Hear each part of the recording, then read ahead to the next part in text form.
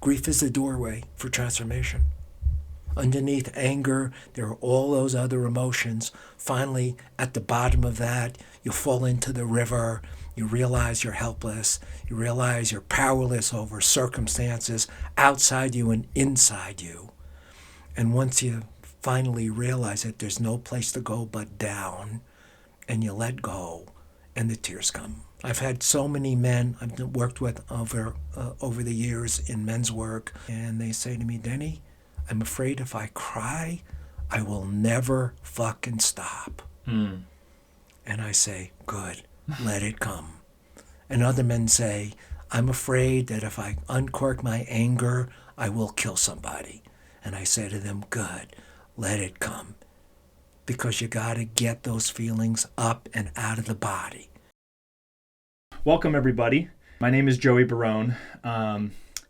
I'm the owner of Vicarious Media, and I'm here with my good friend, my mentor, my coach. You're a lot of things to me, but today you are my distinguished guest. Thank you. And I'm so happy to have you here because you're one of the wisest people I know. And the idea of doing these video podcasts are to help other men out there who I think are like me. You know, I came and found you in a really tough place, and I think there's a lot of men out there that are struggling with a lot of the same things that I was and I continue to struggle with. So I've asked Dene to come here this week and record a series of interviews so that we can hopefully pull out some of the best advice and the best knowledge and wisdom that you've gained over 4 years, four decades in men's work. Dene is an author. He is a coach. He is a speaker. But I'll let him tell a little bit more about what it is he does because it's hard to put into words. But thank you so much for being here today, and I'm really excited to get into it. Good. Thank you. In the meantime, why don't we just start, Dene, if you could just introduce yourself a little bit and tell us a little bit about your background, how you got to this point, your work as a coach, your work as an author, and your work as a leader in men's work. Okay. I was born in right outside New York City in 1947. My father was a factory worker. I come from working class roots. Grew up in a dead-end neighborhood. There was a street gang in the 50s that I coveted to be in. Got my ass kicked to be in it. My father and grandfather who lived in our house my father and grandfather were at war with each other. And their violence broke my heart. Walked out onto the street and had nowhere to take that heartache and pain but onto the street, shut it down, fight, argue, play ball, do all of the rigorous stuff, putting my body in motion so I didn't have to feel the pain that was inside. It was years later that I realized that those were the roots of my men's work, that the heartbreak that I suffered with my father and grandfather's warfare in our household and the warfare that happened on the streets set me up for this. Little did I know that this was coming. So here I am, all of these years later, talking to men about heartache. My life has been kind of storied. I've done a lot of things. I've gone a lot of places. I've traveled a lot. I've been married for 35 years to one woman, our first marriage, our only marriage. We have 2 young sons. They're pushing 30. And I was 40, little shy of 41. I was sent to Chicago on a job assignment with a software developer. Knew no one in Chicago. And ended up joining this men's group in a community college. 1986 was my first men's circle. Other than being with the Halos, the street gang, that was my first men's circle, really. Boys. The Halos Boys. was the name of The this Halos, street gang in New yeah. York City. Okay. And they had a black satin. Satin was a big deal in the 50s. Had a black satin jacket with pink piping and the word Halos written in pink across the back. And I coveted the fuck out of that jacket. And I went through everything I needed to do in initiatory space to get one of those. So I ended up in Chicago in 1985, alone. It was coming into the wintertime, lonely, didn't know anybody. So I joined this men's circle. And men, it was cool. There were 6, 7 guys, and we talked about sports, and we talked about investments, and we talked about cars, and we talked about money, and we talked about sex, and we talked about women. The normal conversational bullshit Yeah. that men talk about, and they think like, well, that's what men talk about. And I got bored because I've been there and I heard that before, and it's not what I wanted. I didn't even know, Joey, what I wanted. I knew something was missing inside me. I knew that something was coming, and I couldn't have named it at that point. Some kind of change. I knew I needed a change. Had been in therapy in my 20s. I felt pretty healthy. I was highly functional. My relationships with women were not particularly good. I went out to get laid and got laid and, ended up feeling that angst and loneliness afterwards. So I was having coffee with a woman friend. Her name was Mickey. You remember her last name? She taught psychology at Northwestern University in Evanston, Illinois. That's where I lived when I moved there. And early part of 1988, we went and we had coffee. It was a cold winter day, and we sit down to have a scone and some coffee. And I said, Mickey, do you know of any ass-kicking men's groups? And how that language came out of me to this day baffles me, because I don't even know where that question came from. And she looked at me and she kind of cocked her head in some quizzical way, looked at me and says, it's funny that you say that. I have a colleague, his name is Dave, and he just started a group called the Warriors. Now, that word landed in me because as a boy, I grew up watching cowboys and Indians in the cavalry and do all of the, bang, bang, shoot 'em up. Warriors, to me, were the Indians. I always secretly rooted for the Indians. I just loved their look and the way they lived in their long black hair, and that's why I wear my hair like this. I did think you were First Nation when I first met you. Yeah. I was convinced you were. Most people do say that. I feel like I've been indigenous for a number of lifetimes. And what is your... This lifetime, I am half Persian. Half Persian. My father's parents were born in Iran, Persia, and they came at the turn of the century. And my mom's Sicilian. Okay. And her parents came same time, so I'm second generation American born. It's interesting because those two ethnicities, those two cultural backgrounds are very patriarchal, would you say? Yes. The man of the house is the man of the house. Oh, yes. I'm also Sicilian, so I know there's this whole male head of the house Sicilian thing, and the little I do know about Persian culture is that it's somewhat similar. Yes. Yes, yeah. And much more violent. Although Sicily has had its, a lot of violence. But yes, I come from two patriarchal, misogynistic, violent cultures. And my father, bless his heart, and didn't have many tools to work with. He was a hard worker. He was true to my mom. He came home every week, put his paycheck on the table, did his best, to support a family. His mother died shortly before I was born. His father was incredibly violent. So I watched my father and my grandfather at war with each other for a long, long time. My father never beat my mom. the only time he was violent. Every once in a while, he put his hands on my ass when I got out of hand. I always knew it was coming. He gave me fair warning. And Spankings, we're talking. Spank, yeah, he put me over his knee and my butt, 4, 5, I got that 6 too. little whacks. Yeah. It hurt him more than it hurt me. Yeah. But I cried and, pretended that it hurt, and it probably did for my little butt.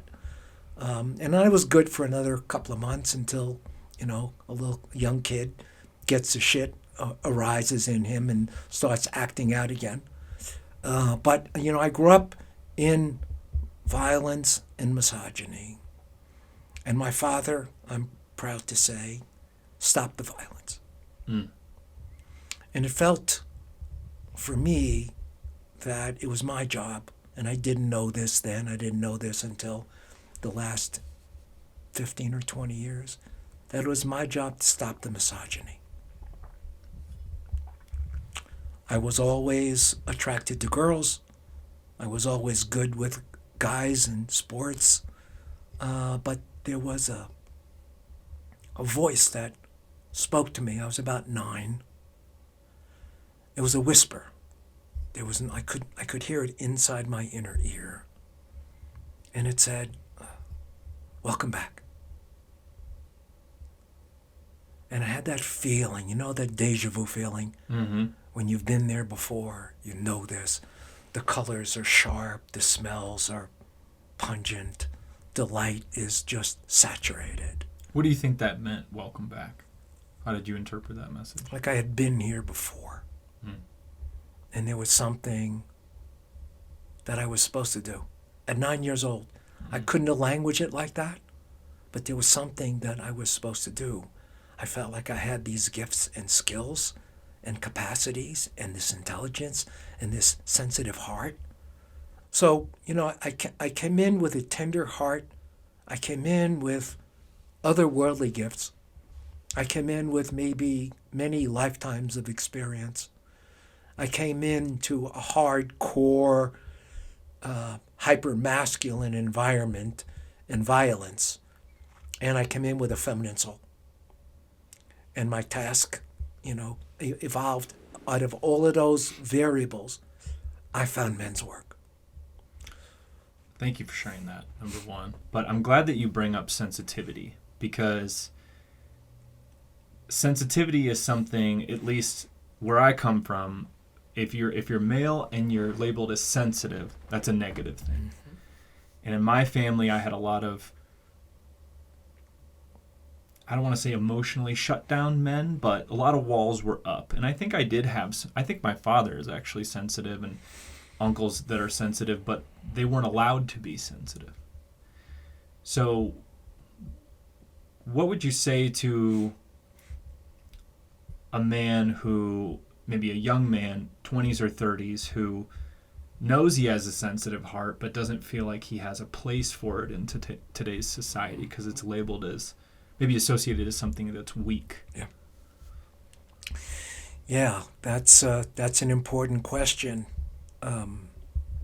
We have 2 sons that are just shy of 30, and we raise them to have all of their feelings, because I was shut down. I remember coming back from some shit that happened on the street, and I went home because I was not allowed to cry in the street. That's the cardinal rule of being in that street gang, is no tears. No crying. No crying. Mm. That was the marker. So something happened, and I went home, and I had the tears stuck in my throat. I go up the stairs, and I open the door, and my father's sitting there, and I just burst out into tears. And I told him what happened, and he got up out of his chair. He came over, and he slapped me in the face. Mm. He said, if you can't take it, don't play with the big boys. Mm. 9 years old. I shut those tears down, boom, like a metal clank inside my heart. My heart closed. I got numb inside. I swallowed those tears so many times. I learned how to swallow my tears. It took me another 20 years and a couple of years in therapy before I was able to give voice to what was stuck in my throat. First, anger came, and it just wouldn't stop. And then finally, after the anger had had its way with me, the tears came and the grief came. And it came and it came and it came. And since I was 27, 28 years old, I've had access to my tears, and they are the best part of me. It is the grief, and we'll get to this place, but grief is the doorway for transformation. Underneath anger, there are all those other emotions. Finally, at the bottom of that, you fall into the river. You realize you're helpless. You realize you're powerless over circumstances outside you and inside you. And once you finally realize that there's no place to go but down, and you let go, and the tears come. I've had so many men I've worked with over the years in men's work. I get them out there and they're talking about their pain, and they say to me, Denny, I'm afraid if I cry, I will never fucking stop. And I say, good, let it come. And other men say, I'm afraid that if I uncork my anger, I will kill somebody. And I say to them, good, let it come. Because you got to get those feelings up and out of the body. If we swallow our feelings like we've been taught to do, since we're in the crib, men are not allowed to have their tender feelings, not allowed to show their tears, not allowed to express their pain or their grief or their sorrow, not allowed to, feel their shame. They swallow. They swallow all of that pain. So I'm glad you bring that up, because so if a man grows up in a household where certain emotions are not okay, anger, sadness in the form of crying or tears, like you mentioned, and they're taught that whether they get slapped for expressing those emotions or they get shamed or told they're weak or whatever it is, if I'm understanding what you're saying, is they learn to put those walls up and not learn how to not feel. Yes. What is the result of that in an adult man? Years of shutting down certain emotions or compartmentalizing them and not expressing them the way that they're meant to be expressed. How does that show up for a modern day man? Well, look at the world right now. We're coming to the end of 2023. Ukraine and Russia have been at war for a couple of years, and now the Israelis and Hamas on the Gaza, they're doing their warfare. Men are capable of doing the most horrendous things because they can't feel. They can't feel other people's pain, so they inflict pain. Wounded men do wounding things. When the heart is closed and we don't have access to our vulnerability, our nurturance, our care, our compassion, when the heart is shut down, we're capable of doing all kinds of horrendous things. And we do that. I remember when Russia first attacked the Ukraine. I just quietly closed my eyes and I said a prayer for Putin. I imagined Putin as a little boy. That when I was a little boy, I got my face slapped. When I cried, I got my face slapped.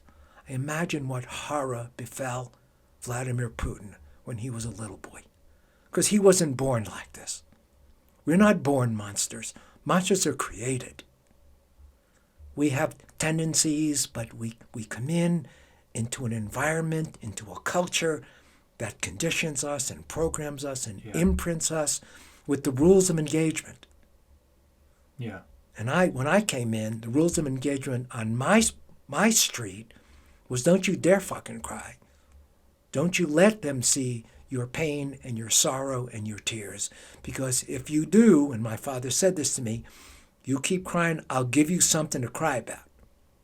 And I don't know how many, guys are my age have heard that. Maybe not so much guys your age. There's a whole lot of more awareness in young men of their 30s that have been subject to more sensitive men, more aware men. The culture is awakening in many ways for men to realize their sensitivity and their creativity. The man box, while it still rules the planet, and the man box is that tight, set of Yeah, behaviors okay. that we're allowed to express anger, but we're not allowed to express tears. Okay. We got to be in control. You can't be weak. You got to be strong. You got to be able to dominate women. You got to be able to dominate the environment, or else you're not a real man. It's all over the place. Kind of society's definition of the parameters of what's okay and what's not okay to be a man. And look at the movies, the films that are shown. Rarely, although thankfully more often than not, you'll see a sensitive man that struggles with his insides and his emotional body. But they're wars and crime and drama and superheroes, showing the hard, violent, tough side of men. What role models do we have for men that give them permission and have them see a model of a man that's sensitive, that cries, that has sorrow, that has remorse, that is more emotionally connected and intimate in his conversations with other men. Vulnerable. Yeah. Vulnerability is, for me, the transformational part of my life. We haven't learned or been taught how to express our emotions. There's no class on emotional literacy. They teach us reading, writing, and arithmetic, but they don't teach us much else. I mean, if I'm drawing up a curriculum for elementary school, I'd have emotional literacy as a number one class. Where do we learn that? When you say emotional literacy, can you expand a little bit on what that means? Anger has an energetic vibration and frequency. Sadness has an energetic vibration and frequency. Fear, guilt, shame, grief, forgiveness, joy are all emotions that have an energetic vibration and frequency. There's a stimulus in the environment that impacts me in some emotional way, and my body begins to manifest the energy of any one of those emotions. We're never taught that. We're never taught the stimulus response emotion that we have that is in relationship to the environment, whether it's the environment is a story that I'm telling myself or someone tells me something that creates an emotional reaction in me. We don't know what to do with it because we don't even recognize what it is. I see. All we know is I feel angst, I feel uncomfortable. I feel angry, I feel scared. We don't know what to do with that afterwards because we haven't been taught that each emotion is the body's way of telling ourselves about our relationship to the environment. The instinct and all the instincts that we have teach us how to survive on the planet and stay alive. The emotion, we can look at a sixth energy, teaches us how to be in relationship to each other. I have a story to tell you on men's lack of emotional awareness. Okay. And what happens as a function of that. Please, I'd love to hear it. When I moved to Tucson, shortly after I moved to Tucson, they started doing new warrior trainings in San Diego. And I brought men out 1, 2, 3 at a time, several times a year out to San Diego, back to Tucson. And eventually we developed a culture of men in circle in Tucson that led us in 1993 to do our first New Warrior training in Tucson, Arizona. And just to clarify, for those of you that don't know, New Warrior training is a men's gathering, a weekend retreat, an initiation. Yes. Through an organization called Mankind Project. Mankind Project, yes. It's how you and I met, actually. We met on my New Warrior Training Adventure Weekend. Yes. It's a chance for men to come in and kind of do maybe a couple... Men's inner work, condensed, a lot of it condensed 48 into hours. one weekend. Yes. Okay. Yes. Please continue. So one of the men that I brought out to San Diego came back, and he was pretty much on fire. and he said, I have a contract with the Department of Justice in Tucson for men arrested for domestic violence. They want me to do a program for those men. Could you help me? I said, of course, let's do this. So we developed a 6-week cycle of instruction and exercises. And I remember this was the second or third cycle of men that came through. And one of the men was talking about what happened that got him arrested. He said, my body was high on speed. I had alcohol. And my girlfriend and I were having this terrific fight. Everything I said to her, she countered. Every piece of logic and explanation, she countered. This went on for 15, 20, 30 minutes. And at the end of that, I realized that I had run out of resources. I did not know what to do. I did not know what to say. I had no way to negotiate with her. And the meth and the alcohol blinded me. The only piece of power that I had left was when I put my fist in her face. Mm. And when he said that, and I can feel it in my body right now, some icy chill went through my body. And I realized that men go to violence when they run out of negotiable resources. Mm. When they run out of awareness of what's going on in their body. When their anger blinds them. When the drugs and all the shit that we put in our bodies blinds us and we just don't know what to say. The body, in its instinct to survive and take care of itself in that moment, becomes violent. Violence, I think, in men, and I believe this for a long time, violence is a function of powerlessness rather than power.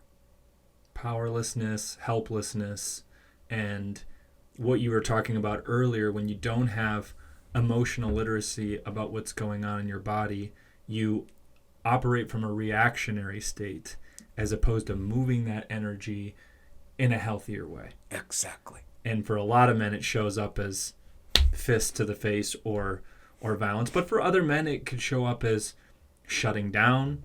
It could show up as numbing. Alcohol, drugs, porn. Yes. Scrolling through the phone. Yes. I know for me, one of the things you helped me realize is how much I try not to feel certain emotions and pick up my phone and start scrolling. I think that one in particular is an interesting one I'd love to get your opinion on, because so many people, it's become so normalized to just pick up your phone and start scrolling. Mm-hmm. You helped me realize that I was doing it from a reactionary state. I noticed I did it from your journaling exercise that you told me to do. I noticed that whenever I felt sad, whenever I felt frustrated with my relationship with my wife after a big fight or something, when I ran out of resources, mm-hmm. that frustrated feeling, that closeness in my chest, that tightness in my stomach, I didn't realize, because it just became such a big part of my programming, but I would take the phone out right away and almost, I know exactly how many swipes to the right and what folders to open to get to Instagram, to the point where I don't even think about it anymore. I just take it out, scroll right twice, touch a folder, and it's Instagram. Yes.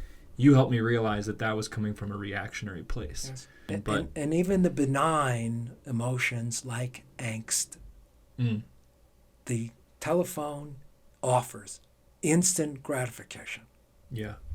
And it relieves the tension that we have to sit with. It's in our bodies. I can't sit here when we're having lunch or you want to go to the restroom. The first thing I'm going to do is pick up my telephone and start looking to see what kind of emails I've got or what kind of texts I have, because I don't know how to sit quietly and feel what's alive in my body. And right now, what's alive in our body is a tremendous amount of anxiety and fear and anger across the whole planet. Yeah. Look at what's happening on the planet. Do we not imagine that all of that energy that's going around the planet is going to have a personal impact on me? My life is full of angst every day, from the beginning of the day till the end of the day. And all of these things are perfect mood-altering devices. And they're benign.